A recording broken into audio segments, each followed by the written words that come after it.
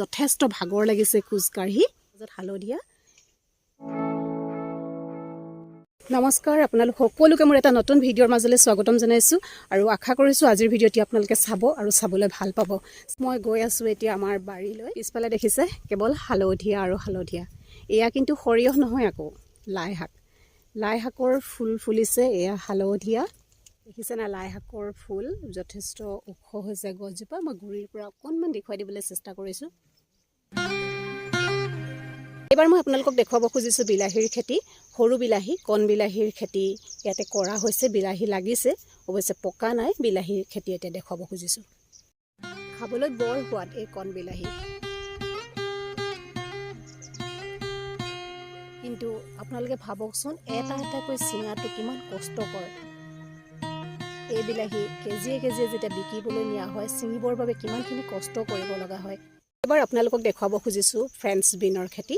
এই বাৰীখনত ফ্ৰেঞ্চ বিনৰ খেতিও কৰা হৈছে। অলপ আপোনালোকক দেখুৱাই দিছোঁ।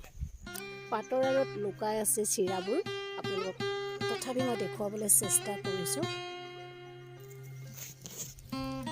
এইখিনি অৱশ্যে কুমলীয়া হৈ আছে, ছিঙিবৰ হোৱা নাই, আৰু 2-3 দিনৰ পিছত হয়তো ছিঙিব পৰা হ'বগৈ।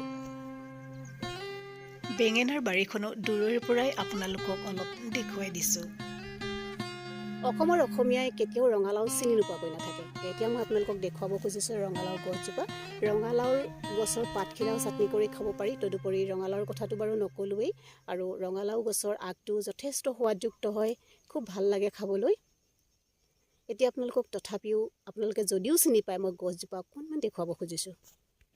এইটো কাৰণতে মই দেখুৱাই দিছোঁ বাৰীখনত কি কি শাক আছে।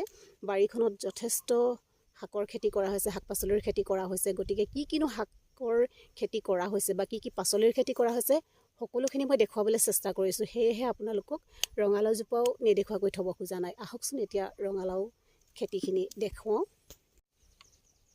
ৰঙালাও দেখি নিজেই মই আচৰিত হৈ গৈছোঁ। মই নিজকে বৰ সৌভাগ্যৱান বুলি অনুভৱ কৰিছোঁ। এইখন বাৰীৰ খেতিৰ অংশীদাৰ অন্ততঃ হ'ব পাৰিছোঁ। পৰিয়ালৰ লোকে যেতিয়া ইমান বেছিকৈ খেতি কৰে দেখি এনেই ভাল লাগে, মনটো ভৰি যায়। ৰঙালাও খেতি আপোনালোকক দেখুৱাওঁ, আপোনালোকেও দেখি আচৰিত হৈ যাব। মই নিজে আচৰিত হৈ গৈছোঁ, ইমান বেছিকৈ লাগিছে ৰঙালাও। ইমান এনেকৈ যে লাগে, সৰুৰ পৰা গাঁৱতে জন্ম হৈছোঁ, ডাঙৰ হৈছোঁ যদিও ইমান বেছি খেতি দেখা নাছিলোঁ। এতিয়া ইমান বেছি দেখিছোঁ ৰঙালাও, দেখি নিজেই মই একেবাৰে ক'ব নোৱাৰা হৈ গৈছোঁ।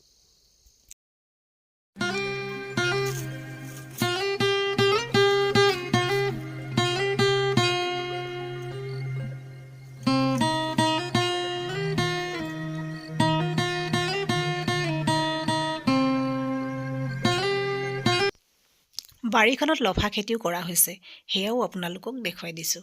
এতিয়া আছোঁ মটৰ খেতিৰ মাজত।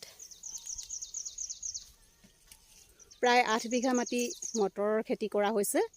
এইফালে 4গৰাকীয়ে ছিঙি আছে। অহাকালিলৈ বোলে 20 গৰাকী আহিব, তেতিয়াহে 8 বিঘা মাটিৰ মটৰ ছিঙি শেষ কৰিব পৰা যায়। কাম কৰি ভাগৰ নাই লগা? লাগে আৰু ৰাতিপুৱাৰ পৰা লাগি আছোঁ। ৰাতিপুৱাৰ পৰা ন? সঁচাকৈয়ে কৈছোঁ, খেতি কৰা কিন্তু মুখৰ কথা নহয়, যথেষ্ট কষ্টকৰ। আৰু ইমান ডাঙৰ এখন বাৰী অকলে খেতি কৰাটোতো সম্ভৱেই নহয়। এতিয়া ভাগৰ লাগিলে কি হ'ব বাইদেউ, কৰিবই লাগিব কামটো। কাম নকৰিলে ক'ত হ'ব ন? ঘূৰি ঘূৰিয়ে মই ভাগৰি পৰিছোঁ, কিন্তু এওঁলোকে পৰিশ্ৰম কৰি আছে। পুৱাৰে পৰা আবেলিলৈকে কৰিব তেওঁলোকে, কিন্তু ভাগৰি পৰা নাই। হাঁহি হাঁহি তেওঁলোকে কষ্ট কৰি গৈ আছে। এনেকুৱা এখন বাৰীলৈ আহিলে এনেই মনটো ভৰি উঠে। সকলো ফালে আমাৰ ভিডিঅ'টি চাবলৈ কেনেকুৱা পাইছে জনাবলৈ কিন্তু সঁচাকৈয়ে নাপাহৰিব দেই। আপোনালোকৰ বাবেই কেৱল প্ৰস্তুত কৰিছোঁ মই আজিৰ ভিডিঅ'।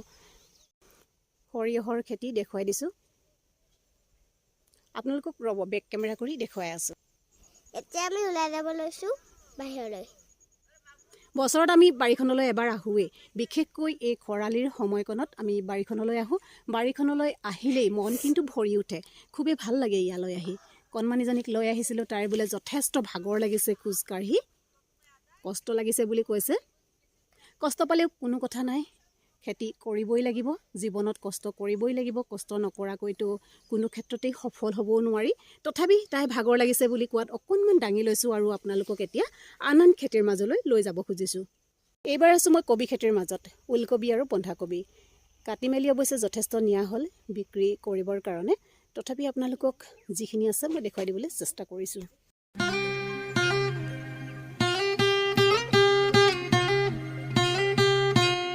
এইবাৰ আহিছোঁ পুনৰ লাইৰ খেতি দেখুৱাবলৈ। আপোনালোকক আগতে লাই দেখুৱালোঁ, সেইখিনি যথেষ্ট আগতীয়াকৈ কৰা হৈছিলে, ফুলিলে। এইখিনি কিন্তু পিছতীয়াকৈ কৰা লাই, আৰু এই পাতখিনি ধুনীয়াকৈ খাব পৰা হৈ আছে। ইয়াৰ আগকেইটা খাবলৈ ভাল, লাইৰ আগ বইল কৰি। গতিকে মই ভাবিছোঁ এতিয়া অলপ লাইৰ আগ ছিঙি ল'ম, আৰু মোৰ পিছফালে লাইৰ ওপৰত আছে, লাই খেতিৰ ওপৰত আছে এখন জাতিলাওৰ চাং, দেখুৱাই আছোঁ আপোনালোকক।